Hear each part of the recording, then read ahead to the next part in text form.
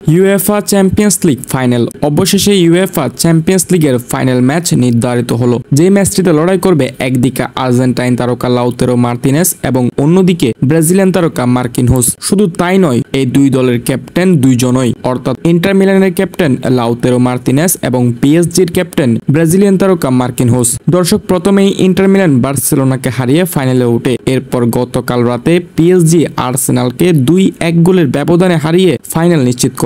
অর্থাৎ এখন ফাইনাল ম্যাচে মুখোমুখি হবে পিএসজি ও ইন্টার মিলান। 2025 ইউএফা চ্যাম্পিয়ন্স লিগের ফাইনাল ম্যাচটি অনুষ্ঠিত হবে জুনের 1 তারিখ বাংলাদেশ সময় রাত 1টা বাজে। হ্যাঁ দর্শক, জুনের 1 তারিখ রাত 1টা বাজে পিএসজি ও ইন্টার মিলান ফাইনাল খেলতে মাঠে নামবে। দর্শক, Inter Milan UEFA Champions League জিতলেও এখনো অবধি চ্যাম্পিয়ন্স লিগ জেতা হয়নি পিএসজির। নেইমার থাকাকালীন সময়ে অনেক চেষ্টা করেছিল পিএসজি কে চ্যাম্পিয়ন্স লিগ জেতাতে, তবুও যেন শেষ পর্যন্ত ব্যর্থ হতে হলো। তবে এইবার আবারও ফাইনালের মুখ দেখেছে পিএসজি, যেখানে এবার পিএসজির হয়ে ক্যাপ্টেনের দায়িত্ব পালন করছে ব্রাজিলিয়ান তারকা মার্কিনহোস। তো দর্শক, আপনাদের কি মনে হয় এই বছর ইউএফা চ্যাম্পিয়ন্স লিগ কে জিতবে, পিএসজি নাকি ইন্টার মিলান? অর্থাৎ কার হাতে উঠবে চ্যাম্পিয়ন্স লিগের ট্রফিটি? পিএসজির হয়ে খেলা ব্রাজিলিয়ান তারকা মার্কিনহোসের হাতে নাকি ইন্টার মিলানের হয়ে খেলা আর্জেন্টাইন তারকা লাউতেরো মার্তিনেসের কাছে? কার হাতে উঠবে এই বছর ইউএফা চ্যাম্পিয়ন্স লিগের ট্রফিটি? আপনাদের মন্তব্য জানিয়ে দিতে পারেন আমাদের কমেন্ট সেকশনে।